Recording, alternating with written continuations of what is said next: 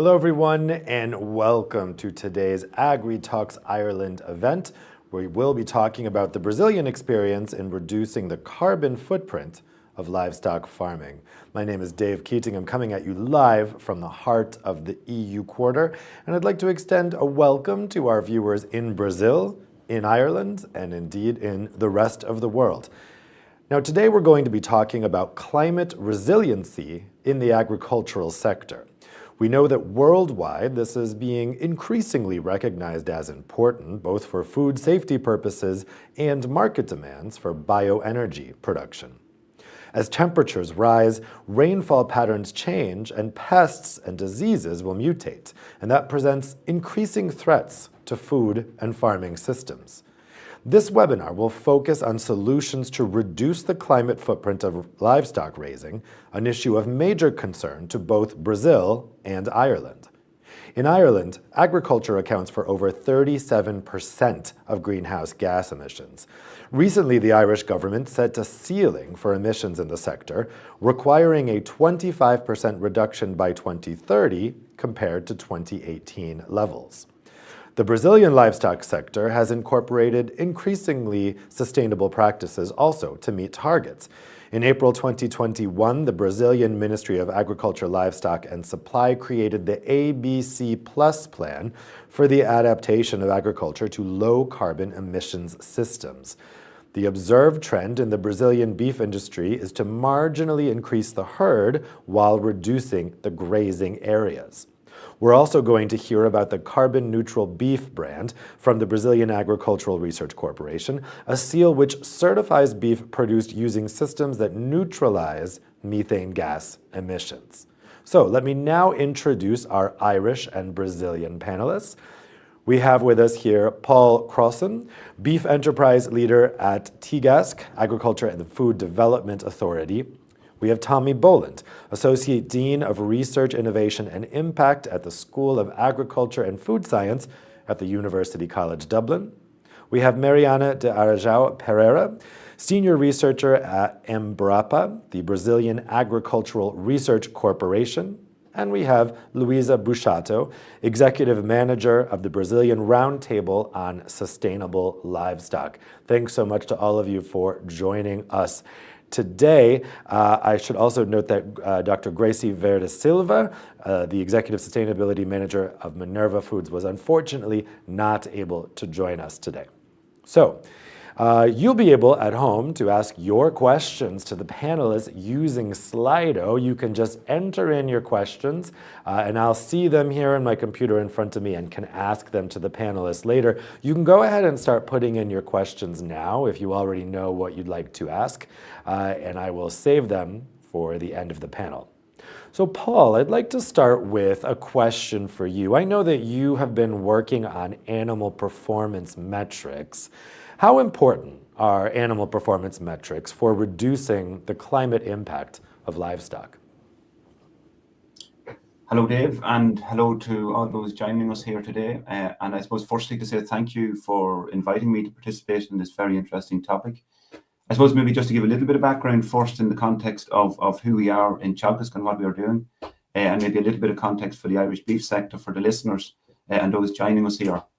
Teagasc are the Irish Ag and Food Development Authority, so our role is to develop the agri-food sector in Ireland. So we have responsibility for education, advisory and research activities within the agri-food sector, and we work very closely obviously with the university sector, such as University College Dublin, and I know Tommy Boland will be speaking in a few moments, and the other research institutes in Ireland. The context for us, I suppose, is very much embedded within the European regulatory framework. So we have obviously the Green Deal and a requirement to reduce emissions by 50% by 2030 and to be climate neutral by 2050. And we have now enshrined that in legislation in Ireland. And you've already mentioned, Dave, that we have a target for agriculture very specifically of a 25% reduction in emissions. And I suppose if we step back a little bit and look at the context for the research program in Teagasc on with respect to beef production, I guess it comes under three broad headings: economic sustainability, social sustainability, and of course our focus this afternoon, environmental sustainability. But the first two contexts are really important for us, particularly economic sustainability. If we look at the beef sector in Ireland, our suckler farms have average farm incomes of in the order of 10,000 euros, and our non-suckling farms have average farm incomes of in the order of 15,000 euros. So you're looking at a sector where incomes, or farm incomes, are between 10 and 15,000 euros. And that has really important implications for climate change adaptation and mitigation. So what can we implement, or what can we economically roll out at farm level? If we look at the type of activities that we need to, or that we have addressed in terms of reducing our greenhouse gas emissions, again, we can put them under three broad headings. We can look at increasing and improving the efficiency of our livestock sector. And our livestock sector is particularly important in Ireland.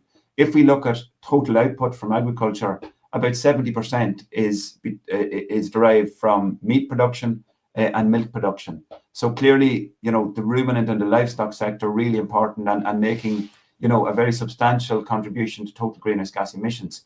So improving the efficiency of the livestock sector is our starting point, if you like.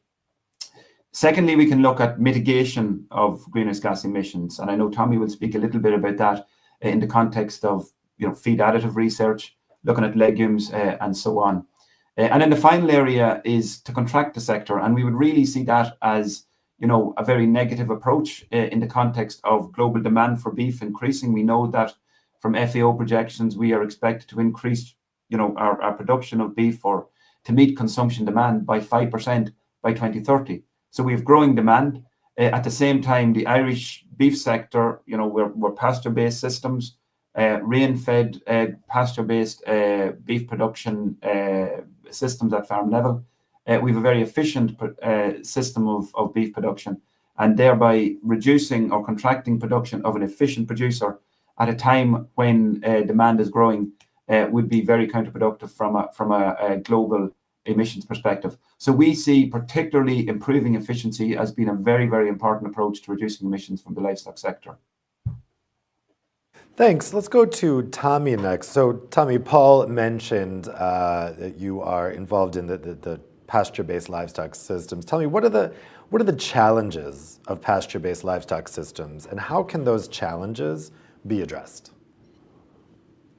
Yeah, thanks, Dave. And again, thanks to yourself and the organisers for giving me the opportunity to participate this afternoon. Maybe before we get into the challenges, I think we'll talk about some of the positive aspects of livestock production and pasture-based livestock production. And looking at the question from a global context, livestock systems and pasture-based livestock systems are taking place right around the world. They're supporting the livelihoods, either directly or indirectly, of hundreds of millions, if not billions of people in rural areas, and they make a really important contribution to those rural economies. So our livestock production systems are really a global resource. And when we talk about ruminant livestock, perhaps the most important aspect of ruminant livestock production systems, and one that's maybe often overlooked, is the fact that ruminant livestock take a product, forages containing cellulose, which are otherwise unavailable for direct human consumption, and convert those plant materials into nutrient-dense meats and milks and other protein sources, which are not only highly desired, but highly beneficial in the human diet at a global scale. So that's a really important point to retain as we enter into this conversation. Now, obviously, when we're using land for grazing livestock, grazing ruminant livestock, that land is not being used for some other purpose, let it be afforestation or other habitats that could reside on that land. So there are always trade-offs to be considered when we're looking at the utilization of land for pasture land or for grazing ruminants. You indicated yourself, Dave, and Paul made reference as well in your opening segments to the fact that enteric methane, particularly, is an important greenhouse gas produced in livestock production systems. And that's one of the biggest challenges facing pasture-based livestock production at the moment, is how can we reduce this methane that's being produced in a pasture-based systems? But it's not the only challenge. And I think it's important that we don't become too focused on one individual metric at the risk of maybe making a situation worse in other regards. There's ample evidence to show that under correct management, pasture lands can be very good carbon stores. Similarly, under inappropriate management, those pasture lands can become carbon sinks and release carbon to the atmosphere. We're looking at a situation over the last 2 years in particular, where we're seeing increasing input costs, let that be fuel, fertilizer, or feedstuffs into our ruminant livestock production systems. The availability of those inputs is becoming more challenging in some situations as well. And that lends back very well to what Paul spoke about in terms of the efficiency within our systems and the absolute need to increase and to maximize the efficiency. So for each unit of carbon, or for each unit of nitrogen, or each unit of phosphorus that we're putting into our production system, that we're retaining as much of that input in animal product or within the system and minimizing the loss of those valuable and expensive nutrients to the wider environment. The issue around reducing inputs, particularly in the Irish context, I suppose one of the big areas we focus on is nitrogen fertilizer. Our systems here are grass-based. The vast majority of the feed resources going into our livestock, into our cows and to our sheep, is derived from either fresh grass or conserved grass. And the utilization of legume crops has an absolutely huge role to play in meeting that fertilizer nitrogen requirement. So we can shift away from a reliance on external chemical inputs to using more bio-based solutions, and particularly in this instance, the use of fertilizer or the use of legume crops to utilize the atmospheric nitrogen which is available through that important symbiotic process in the soil. With our pasture-based livestock production systems as well, they also have great opportunity to provide additional ecosystem services. The soils on which these systems are run can serve as a very important water storage resource, water filtration resource, and they also provide habitats for a whole range of biodiversity. So I think while there are challenges facing pasture-based livestock production systems, they're a huge global resource, a huge national resource in the two countries represented on this call this afternoon, and there's a lot of scope to enhance the value of those systems and of those resources. Thanks a lot. So let's go to Mariana next. Mariana, you're very well positioned to talk about this because you guys at MAPA have been working very intensively on this subject. What has been the Brazilian experience in reducing the carbon footprint of livestock farming? Thank you, Dave. Thank you, everyone. And thank you for having me here. It's a pleasure to talk to you. Well, it's very nice to see that we share the challenges across the world, really, when we think about pasture-based livestock systems. So I endorse everything that Paul mentioned, and I'm gonna address some of the issues or some of the initiatives that we are putting forward in Brazil to reduce the GHG emissions in livestock production. So I brought some slides to show you. So you can go to the next one, please. So in MAPA, we have been developing, we are a research corporation dedicated to tropical agriculture. And our aim is to help farmers to produce more efficiently with profitability and also sustainability. So we've been doing this work since the 70s, and we are very successful in bringing the Cerrado, our savanna kind of biome, which was believed to be unproductive in the past, and now is our major place where we produce over 200 tons of crops and a very significant livestock production as well. So one of the plans we have developing is to improve and promote the integrated livestock systems, where you can have on the same land, on the same area, basically 3 seasons in 1 year. And that's possible because of our tropical agriculture. We can start with crops, but we have to have livestock and sometimes forestry involved in in several different ways of combining these components, and therefore increase production and efficiency very, very fast. In 1 year, you can produce all of that. So let's go to the next slide. So talking specifically about the carbon neutral Brazilian beef, we developed in partnership with Marfrig.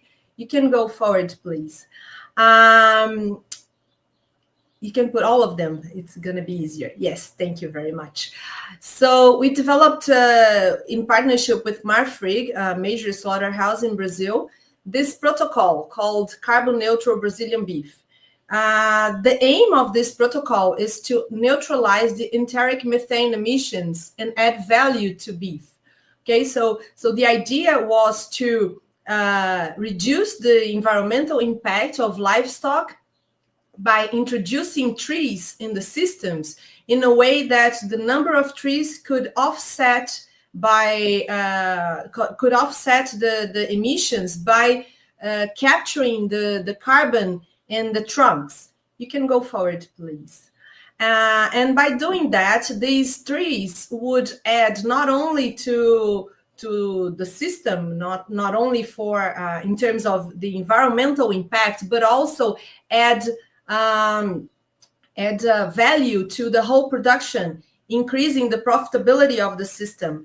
So there is a potential premium price for farmers joining this protocol of 8% on top of the beef price. And there is also opportunity for diversification of the system and reducing the risks involved in the system, in the production systems. And you can use the system with or without crops. Another one, please. These are only applied to consolidated farming areas. So the carbon neutral can only be applied to consolidated farming areas, places where you have already established the beef system, the beef farming, okay? And the carbon sequestration happens in eucalyptus trees, but it has to be for a long-term use. So for example, in furniture, so you cannot burn this material. So this is one of the several opportunities that farmers are facing in Brazil, and that could easily be also implemented in other countries such as Ireland. Next one, please. The other protocol that we have been working on, it's still under development, is to acknowledge our huge pasture-based beef systems in Brazil, and we are still suffering with some lack of efficiency in the systems. As Paul mentioned, it's also a challenge for us in Brazil. So you can see on the one side, a typical farm. Many farms in Brazil are still like this, underdeveloped or with a lot of problems for management, pasture management.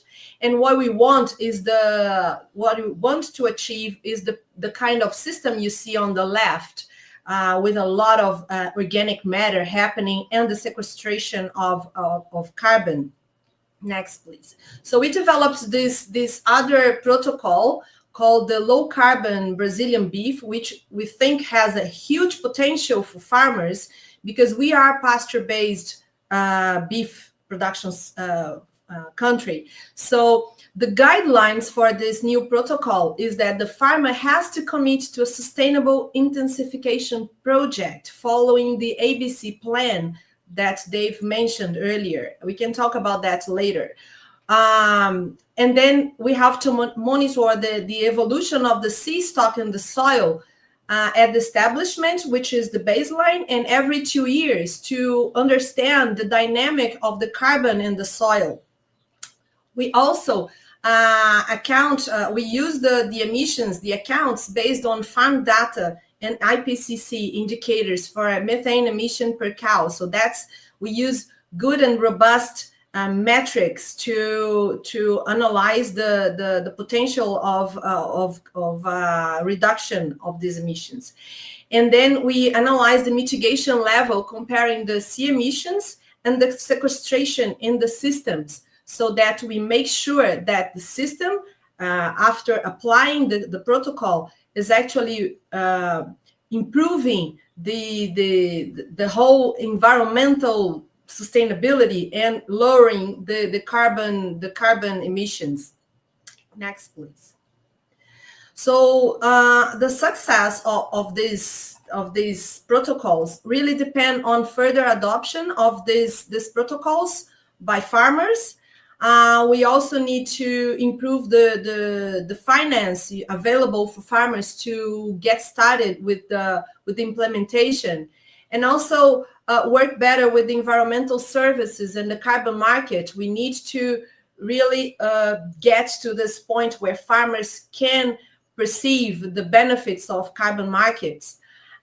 Build capacity building is important, in training for extension professionals to support farmers in this move towards these new protocols.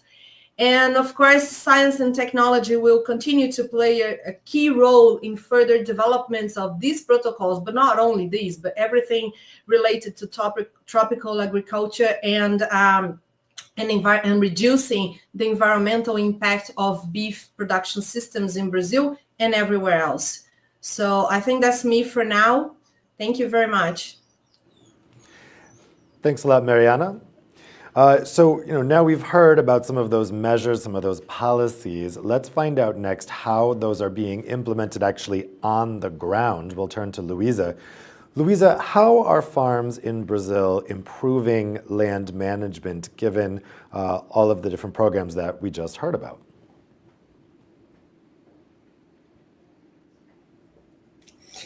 Thank you, Dave.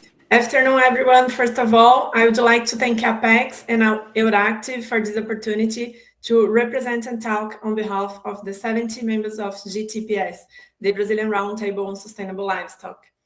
We combine on a single roundtable representatives from several sectors of the supply chain, such as producers, financial institutions, industry, civil society, input and service, retail, and restaurants, searching for the development of sustainable livestock for the last 15 years. We were the first roundtable to be formed in the world and to discuss this issue. Nowadays, there are another 11 roundtables. So, as Dave said, since the COVID pandemic broke out, food security has been imminent threatened. Brazil plays a vital role in securing the world's food supplies, particularly in protein production. With that, we also have a big responsibility in providing food with sustainability.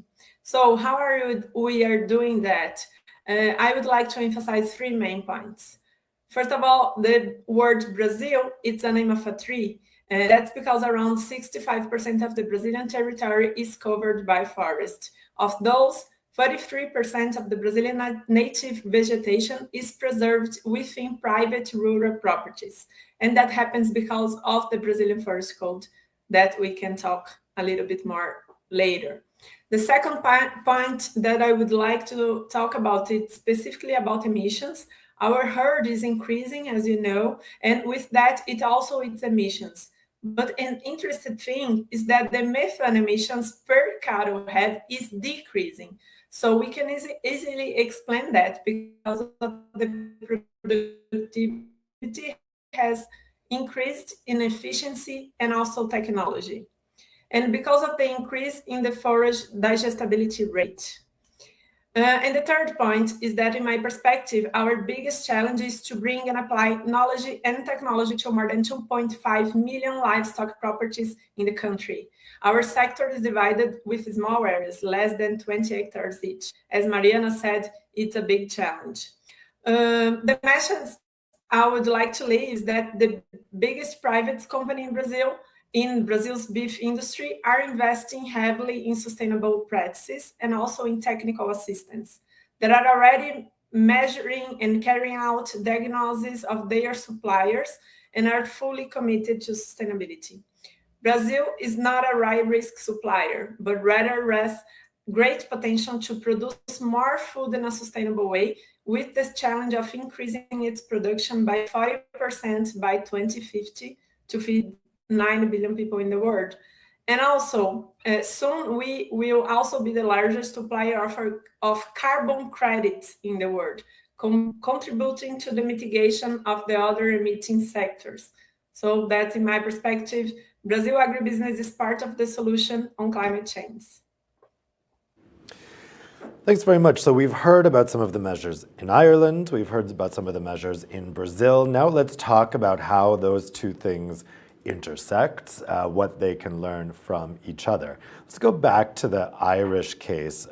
So I was mentioning before that the Irish government has set this ceiling for agricultural emissions. So that's a 25% reduction by 2030 compared to 2018 levels. Brazil also has 2030 targets. Paul, I'd like to go to you with this first. In terms of measuring the progress, right? That's really the key, is being able to measure the progress on these various targets. How is Ireland going to measure the progress toward these new targets that are in place? Yeah, that's a really, really good question, Dave. And it's obviously critically important that not only are the technologies deployed at farm level, so we conduct the research, we develop the solutions, if you like, and have those deployed at farm level. It's equally important that we have a system in place whereby we can actually measure the level of uptake, and equally what the emissions impact and emissions reduction impact of that is. We work very closely with the Environmental Protection Agency, with the EPA, in, if you like, refining or developing emission factors. So we have to publish the data. Obviously, it has to be peer reviewed. Where we have new emission factors or where we can show improvements in technologies, then they can be implemented and recognized in our inventories.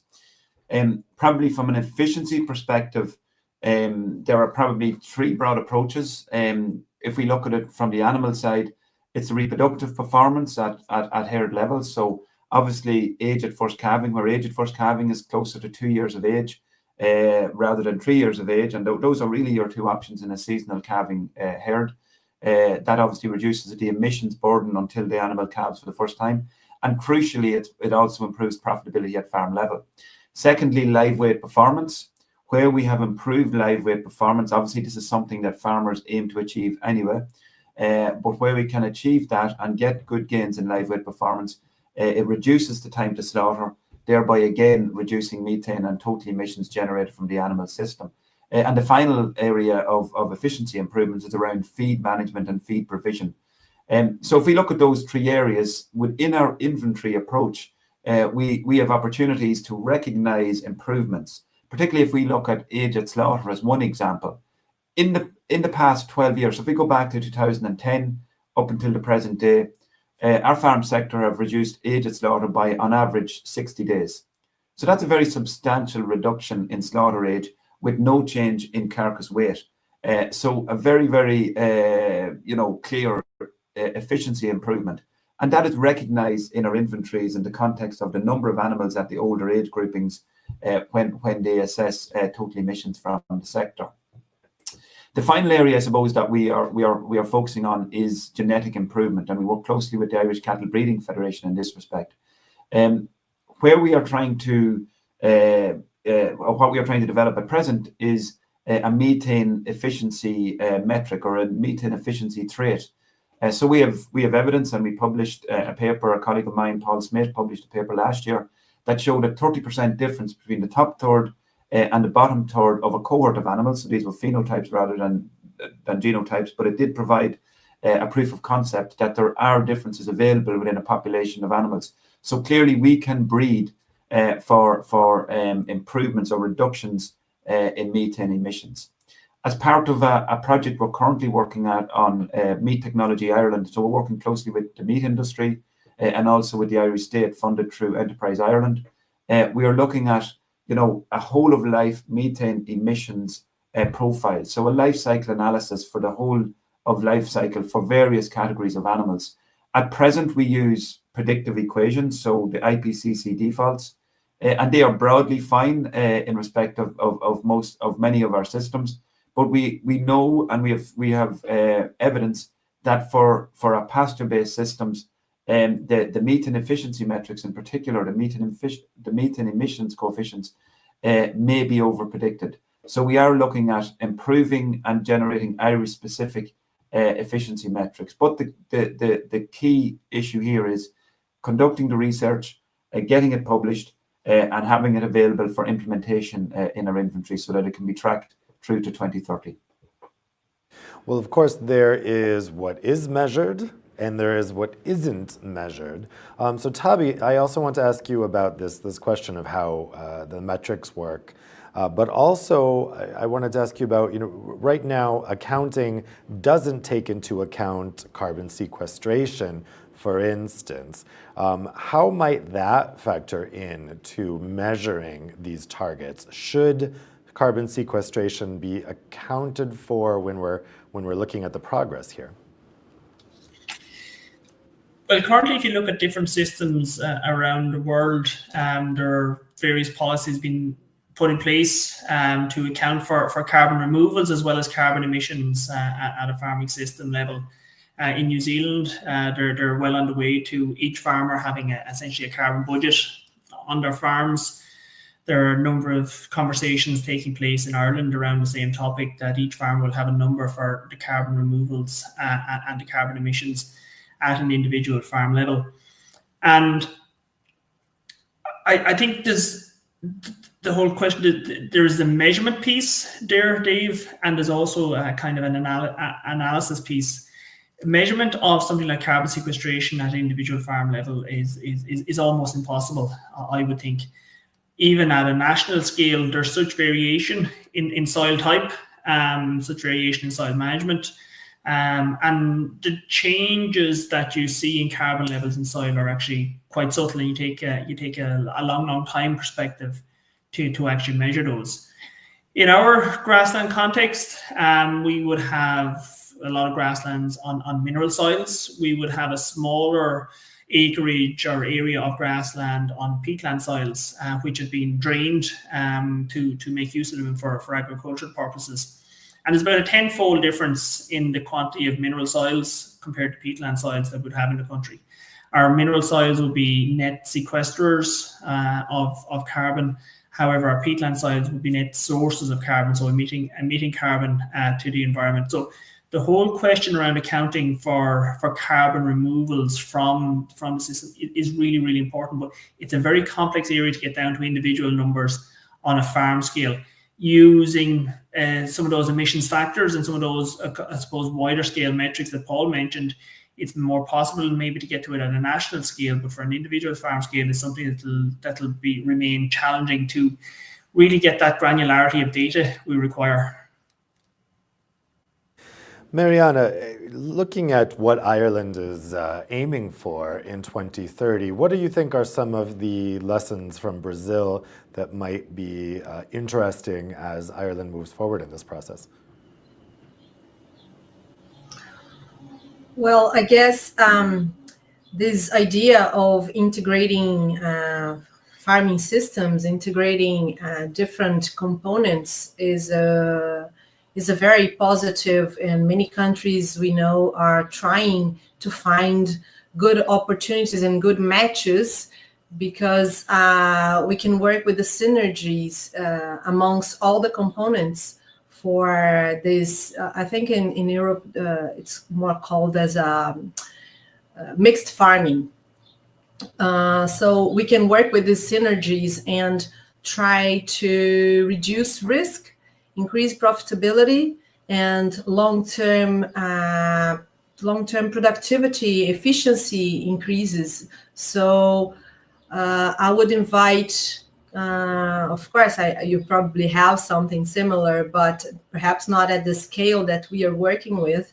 We were lucky enough to have a very well-developed forestry industry, where there is a lot of knowledge around the eucalyptus, and it grows fast. So it makes it really viable for Brazil to work with these integrated farming systems, particularly with the silvopastoral, when we think about a neutralization of carbon, of methane emissions.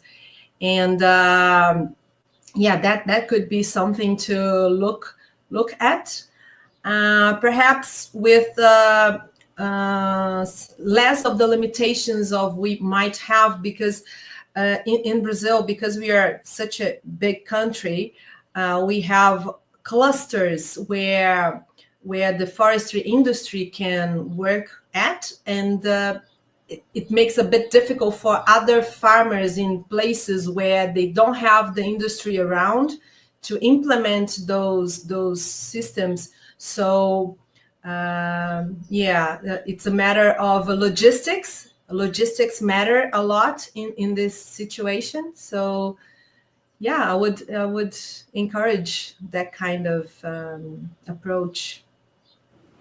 So there are obviously a lot of differences between Ireland and Brazil, many, but one of the first ones that might come to mind is the weather and the very different climate.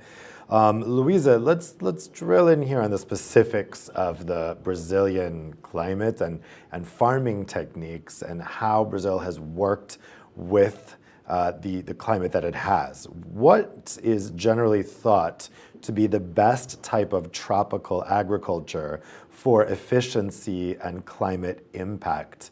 What's kind of the consensus there? Okay, thank you, Dave. It's a good question. Actually, I think Mariana mentioned something like that about the integrated crops. I think this is the main model of production that it's very good, that we can use. We can carry out up 3 crops at the same area in the same year, as she said, and we can also merge soybean, corn, and cattle. So it's possible to increase the productivity by reducing the land use and also the slaughter age. There are many opportunities in the production, specifically because we, as Mariana said, we have a big challenge of the number of properties. So many of them are not yet using all the technology they could use, managing all the numbers and the data they could.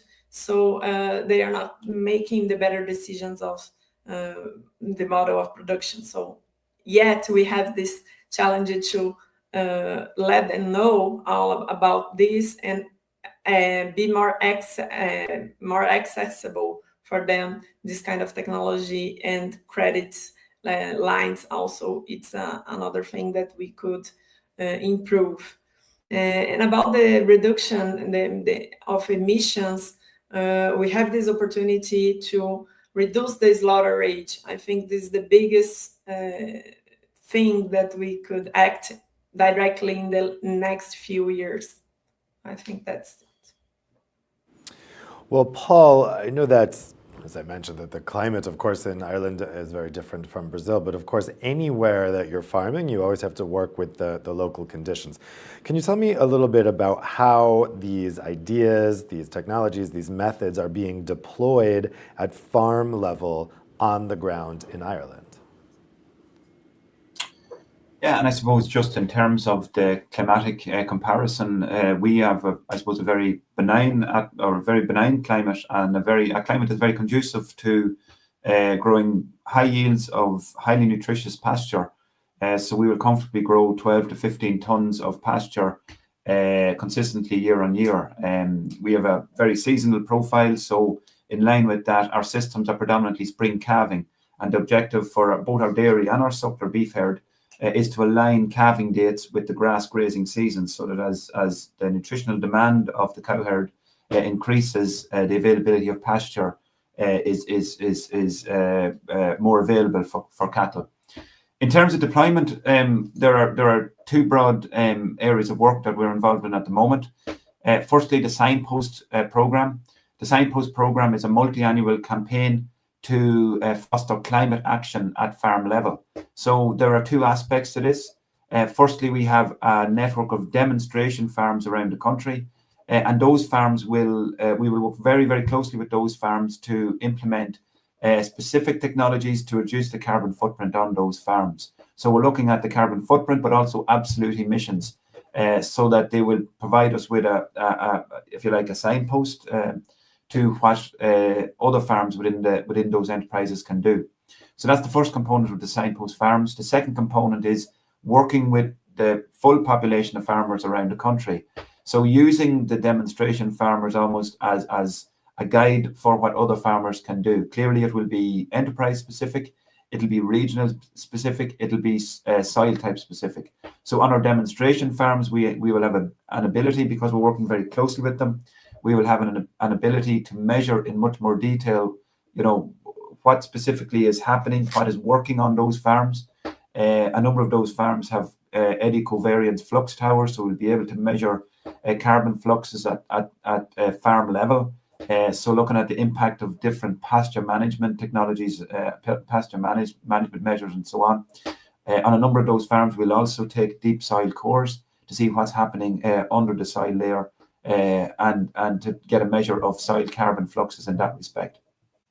The second major area of work, and Tommy alluded to this as well, is providing farmers with a tool whereby they can actually assess or by virtue of a web app or a phone app, measure the impact of management changes on their farm.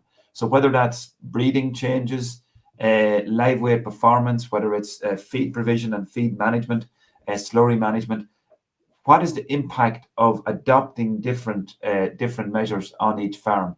So we're calling that the digital sustainability platform, and that will provide farmers and advisors and industry personnel with an opportunity to assess, the efficacy, both from the point of view of carbon, but also, and I keep going back to it because it's really important at farm level, the economic implications of the deployment of various technologies.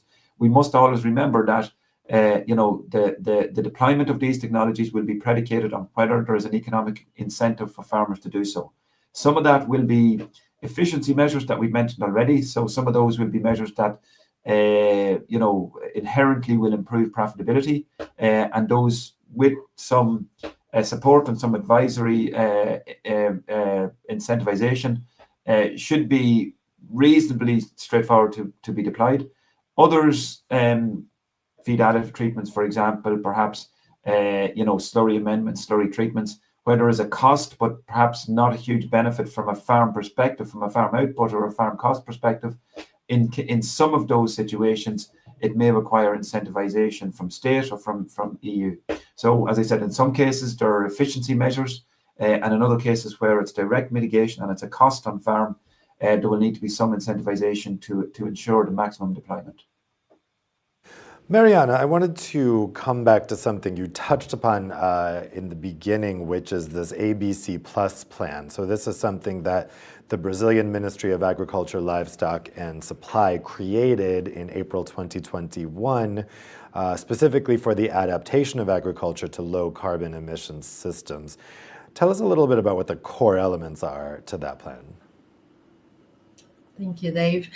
Well, actually, it's the second round. We are in the second round of the plan because we had a first phase running from 2010 to 2020, and where the government established some priority areas to promote as low carbon, to promote the low carbon farming systems throughout the country and amongst all sorts of production systems and agriculture in general, not only beef farming. So you can see here on this slide that the first phase, we had this idea of restoring degraded pasture, which is a major bottleneck for beef farming in Brazil. And we had this aim to achieve 15 million hectares, but we actually end up with 17.5 million restored with degraded pasture. That's degraded pasture, 15 million. But with the integrated crop livestock forest, we had this target of 4 million. We end up with 17 million hectares established with some type of integrated crop livestock forestry, which was a major, even a surprise for the level of uptake of these systems. We also had animal waste management, 4 million cubic meter. So the idea of the first round was to mitigate 170 million tons of CO2 equivalent, which was quite ambitious. And in general, considering all the lines of action, we end up surpassing the 115% of the overall target of the phase. It was such a success that they decided to increase and bring forward new lines, such as the irrigation systems and also the intensive fattening, which were not included in the first stage. So in the second stage that we called ABC Plus, we are aiming at restore another 30 million hectares on degraded pasture. And here, when we say degraded pasture, we mean all levels of degradation, okay? Because it's not totally degraded. Some of them are in the first or medium stages of degradation, but we are planning to bring them back to production. Another 10 million of hectares of integrated farming systems, 208 million cubic meters of animal waste management, including various areas, not only beef cattle, feedlots, but also pork and other, and biogas and other opportunities, and include intensive fattening of 5 million animals. So as we said, we are pasture-based systems, so we have a huge opportunity to finish animals earlier if we start doing more of intensive fattening, as Luisa mentioned. We need to reduce our slaughter age. We reduced already. It used to be 48 months. Nowadays is around between 30 and 36 months of age, but we can do better. And with all this plan in practice, we are expecting to mitigate 1 billion ton of CO2 equivalent throughout this 10-year period. And so the plan is really to promote and to help farmers to implement these actions on the farm, and not only by demonstration farms, as Paul mentioned. We also have demonstration farms, we have research plots, but also through finance. So there is a plan specific to support farmers financially to implement these areas. Great. Let's move on to forestry in particular, because when we're talking about land management in the agricultural sector, obviously forestry is a really, really big focus. Luisa, I know that Brazil has this Brazilian Forest Code. How is that translating into action by farmers for better land management, or by landowners, even just landowners? And what lessons do you think might there be in that for other countries? Okay, great question. Yeah, actually the Brazilian Forest Code already indicates that each rural property must have a percentage of their property preserved with native vegetation. This percentage varies on behalf of the biome they are in. So if the property are in Amazon biome, for example, they have to preserve 80% of the property. If it's in Cerrado, another biome, it's 35% of the property that has to be preserved. So it's a unique code in the world. I think only Paraguay has something similar, but it's the percentage is smaller than ours. It's a big challenge for the producer to have this part of the area because it's a cost for them. They have to take care of it, don't let anybody invade the area, or also don't let fire to get in the area, many things. So it's a big cost for the rural producers, and it's a challenge to take care of that. But also it's a big opportunity if we see that they are adding biodiversity in their product. So we are not exporting or selling only meat or soybean. We are already also in exporting biodiversity, because in these areas they have animals and a lot of kind of forest and plants also. So it's an opportunity also for us to start valuing this kind of biodiversity. How can we value that? Embrapa is, I think, it's also investigating these kind of things and how we are going to add value on that. But it's a big challenge, and it's also in Brazilian Forest Code. We have an article in this law. We have an article that says that's payment for environmental service, that we call it, that we could. The private properties could receive money for that also. Tommy, how does this compare with forestry in Ireland?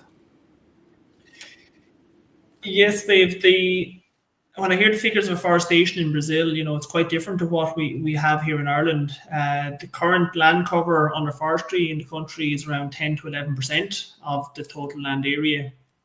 And that's very small in comparison to Brazil. It's very small in comparison to our European colleagues and neighbours. It has increased quite substantially from the beginning of the 1900s. But there have been various reports and various targets set as we have this target of climate neutral agriculture and climate neutrality by 2050. And many of those reports would suggest we need to reach a forestry cover area of about 18% of total land cover by 2050. To get there, we would require an annual afforestation rate of around 18,000 hectares.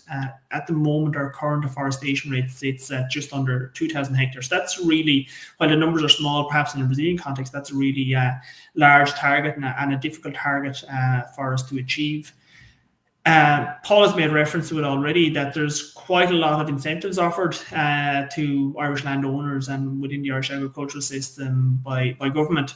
And recently the government have highlighted or brought out a scheme to support the afforestation of tracts of land and individual farms right around the country, whereby the landowner will receive an initial payment to plant the land in forestry, and then an annual payment as well to support the farmers who have moved their land from let it be agricultural production into the forestry area. And that scheme is generating quite a lot of attention at the moment, even though there are maybe still some policy challenges there which will slow down that rate of uptake. The question around biodiversity as well, which is very closely aligned with the whole debate between land use for grasslands or for tillage or for forestry, is something that's receiving a lot of attention at the moment. And we have a National Citizens Assembly, which is representative of the population of Ireland, which get together to discuss important issues of the day. And one of the main recommendations around the Citizens Assembly on biodiversity is that biodiversity actually becomes enshrined in the national constitution, which was essentially give nature a legal status in our constitution. On our farms, while we have a relatively low land coverage as forestry, we do have quite a lot of habitat and semi-natural habitats within our farmed areas, predominantly in the format of hedgerows. And when we compare ourselves to our European neighbours or some of our international neighbours, that percentage of the farmed or the land area under agriculture dedicated to these habitats and semi-natural habitats is quite high. And that's something we're grappling with at the moment, is how do we account for not only the biodiversity value of that area, but the carbon storage value of that area as well. Well, let's go to some questions that have come in from the audience via Slido. First question I'll put to Paul.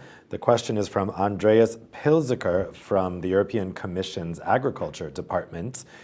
What about methane from cattle? We speak here about carbon sequestration mainly. Is this easier than methane mitigation?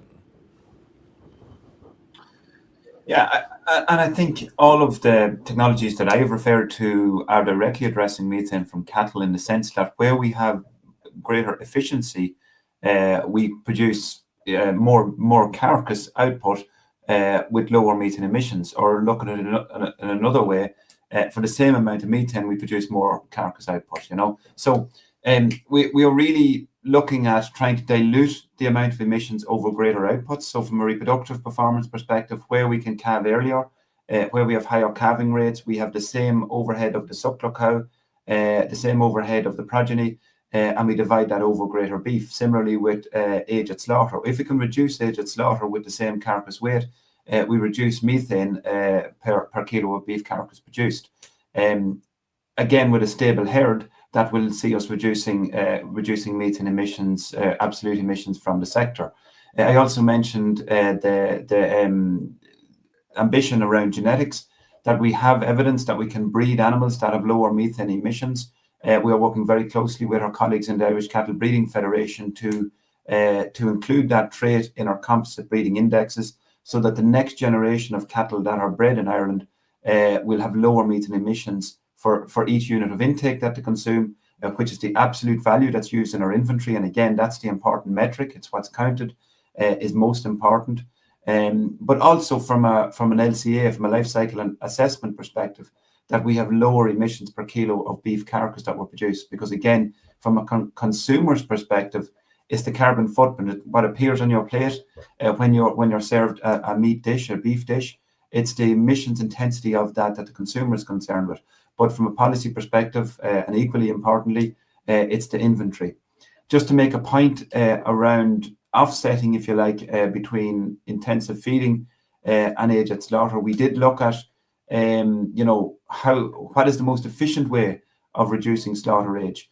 And in fact, if we reduce slaughter age by intensive feeding, so concentrate feeding, meal rations, that actually offsets to quite a significant extent the emissions reduction from methane. So what we are trying to do is develop a suite of technologies whereby a combination of better beef genetics, both from the point of view of carcass performance and methane emissions, better animal health, and there is some evidence, and there's quite a bit of evidence. I know there's a paper being prepared at the moment from Animal Health Ireland, which shows the effect of parasitic infection and respiratory infection on slaughter age, in other words, on animal performance. So we need good herd health, and we need good feed management. So high quality feed available to animals at all time, high quality forage feed available to animals at all time to reduce slaughter age.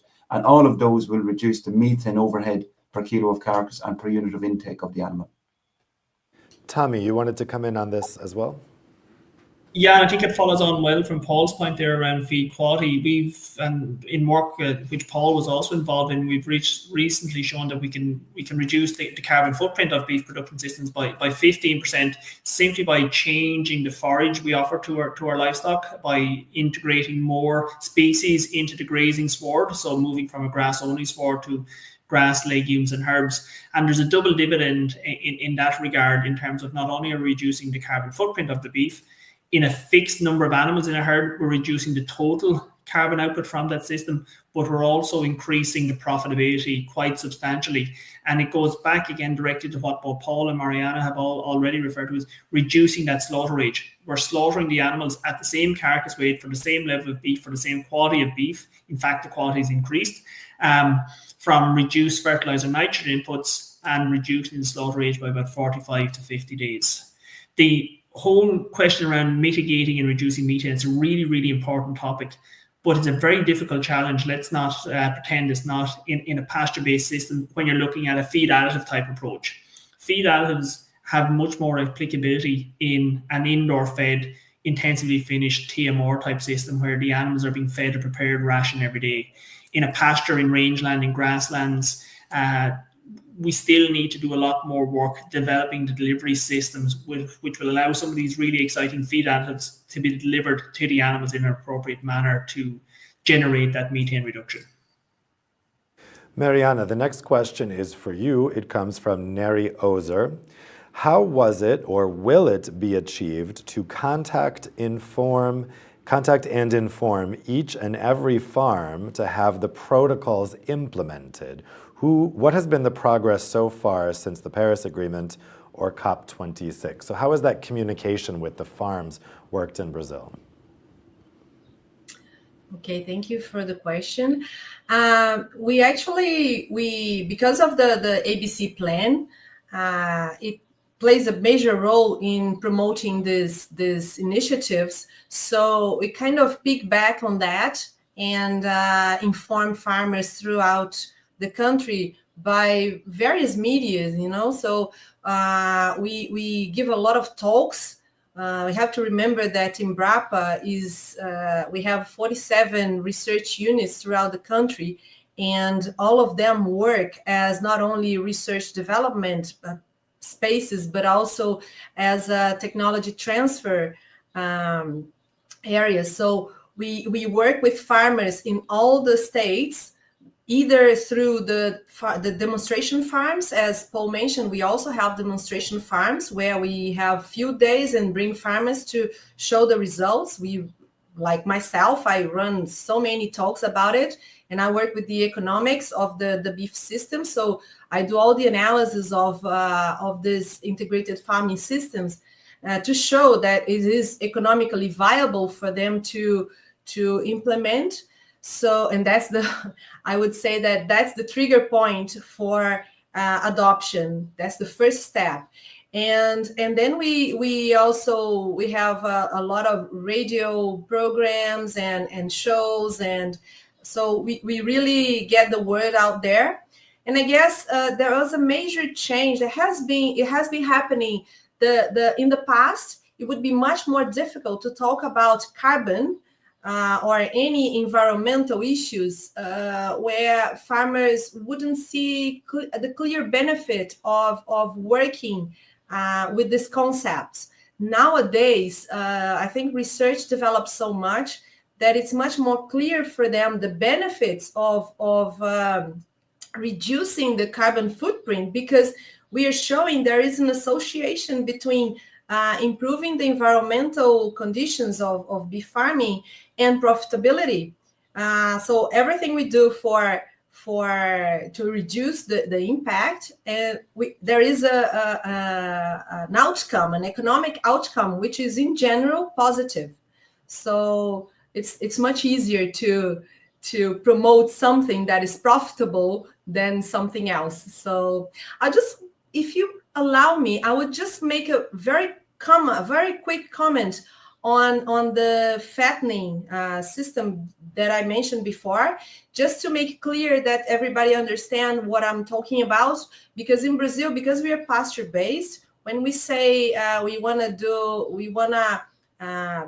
run more intensive fattening, we usually have feedlots only for 3 months. So just at the end of the fattening phase. So just to give that layer of fat the animals need. So it's basically pasture based with a little bit of grains at the end, 3 months. So that's the intensive fattening that we are talking about, not feedlots. Okay, so just to clarify that point. Thank you. Thanks a lot. So the next question is for Tommy. This question is from Liam Mounsey. Tommy, were we here in Ireland not wrong in promoting clover swards 35 years ago to have productive grass-fed swards and start soil first? But equally, we must have our grasses correct. Clover has been the secret of self-nitrating, but for me, we were slow in promoting sward correct first. What would you say to that? I'm not sure I fully understand the wording of the question, Dave, to be honest with you, but I think that the opportunity exists certainly at the moment to utilise clover a lot more than it has been heretofore, and there are various schemes in place as well to support the utilisation of clover in our sward systems. I think it's difficult to change, not impossible to change, or is impossible to change what happened 35 years ago. Today we have the opportunity to change what we're doing today, and there's ample research evidence, there's ample application evidence coming from research centres and farms around the country to show the importance and the value that can be delivered by incorporating clover into our grazing swards. There are also challenges with clover incorporation. And Paul made reference to our seasonal systems and our seasonal calving systems, and in those seasonal systems, there's quite a high demand for grass, for grazed herbage, very early in our season, into February, maybe late January in some cases. And clover won't be active at that time of the year. But there's huge value in clover as a feedstuff compared to a grass sward. It's a higher feeding value. It fixes nitrogen, atmospheric nitrogen, reduces the chemical fertilizer inputs. And I made reference to some work we've been doing in University College Dublin looking at more diverse swards. And we've also looked at clover-based swards in that research. And the benefits we're seeing from clover-based swards, so ryegrass and white clover, are almost directly in line with what we're seeing from our multi-species swards. So there's huge benefits to be gained from the average farmer, or for the average farmer, in more incorporation of clover, while recognizing the challenge of including those legumes into swards. Great, thanks. So the next question is for Louisa. This question is from Neri Ozer. How do farmers measure reductions in carbon emissions by livestock? Or is there a standard percentage based on generic calculations? How do they transmit to or exchange data with public agencies? Okay, thank you. I think Mariana could help me also in this question, but it's what we use normally is the GAG protocol to make the inventories of the farmers. But it's not that common because of the high costs of that. But also we have another forms of calculation. Nowadays, the Embrapa is making a calculator to have all this data, and each farmer can access that. It's free to calculate the carbon emissions, but not the sequestration. Mariana, if you can say something to add. Go ahead. Yeah. Well, we have to remember we have over 5 million farmers in Brazil. A lot of them work with cattle, dairy, and beef. So in Brazil, these measurements are really done on a voluntary way. So farmers, this is not compulsory. So farmers would have to join a particular protocol like Embrapa, or there are other protocols from slaughterhouses that are proposing to measure all these metrics from internationally acknowledged methodologies, and but that's all farmers' own initiatives to join these programs. So there is no obligation of providing that kind of data, and it's starting. Let's put this way: the whole move towards this carbon footprint measurement is starting. There is a lot of controversy as well, and as we mentioned, because we are pasture-based and our systems are not really well represented in the international metrics, we are still working on developing the metrics and the methodologies to bring to the debate and to be accounted for in future metrics. We have another question for you, Mariana, from the audience. This question is from Niall Monaghan from the Australian Embassy in Brussels. How many years away are we from a developed carbon credit market in Brazil? Well, that's the $1 million question. If I knew that answer, I would be rich by now. But yeah, it's challenging. There is a lot of discussion around it, a lot of debate, a lot of workshops about it. But unfortunately, we don't have a final position about that. So unfortunately, I cannot really fully answer this question. No worries. I'm going to put another question to you, Mariana. It's the last question before we wrap up. This question is from Renato Valim. This integration of crops and livestock that you talked about is interesting because it preserves the land, reduces the application of fertilizers, and also agricultural pesticides, correct? Is this not also a way of preserving the environment as a whole, as well as helping to combat global warming? So are there other benefits to that practice? Thank you very much for that question. Exactly.